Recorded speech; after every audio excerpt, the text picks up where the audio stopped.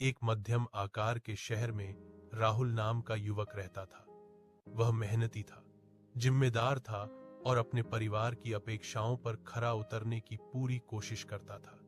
बाहर से उसका जीवन संतुलित दिखता था, लेकिन भीतर कहीं न कहीं वह खुद को अधूरा महसूस करता था। हर दिन की भागदौड़ के बाद भी मन को सुकून नहीं मिलता था। उसे लगता था जैसे वह लगातार कुछ पा रहा है पर खो भी कुछ रहा है।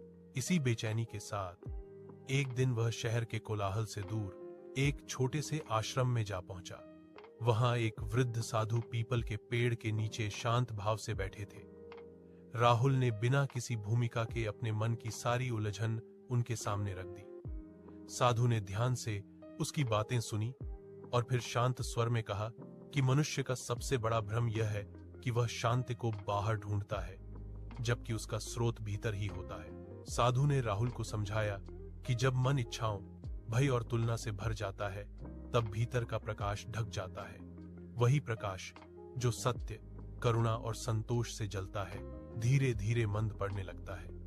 उन्होंने राहुल से कहा कि वह अपने जीवन को सरल बनाए और हर दिन बिना किसी अपेक्षा के अच्छा कर्म करे। राहुल ने इस सलाह को गंभीरता से लिया। उसने अपने व्यवहार में छोटे छोटे बदलाव किए। वह पहले से अधिक धैर्य रखने लगा, लोगों की बातें ध्यान से सुनने लगा और जहां संभव हुआ मदद करने लगा। इन परिवर्तनों से बाहरी परिस्थितियां तो वही रहीं, लेकिन उसका दृष्टिकोण बदलने लगा।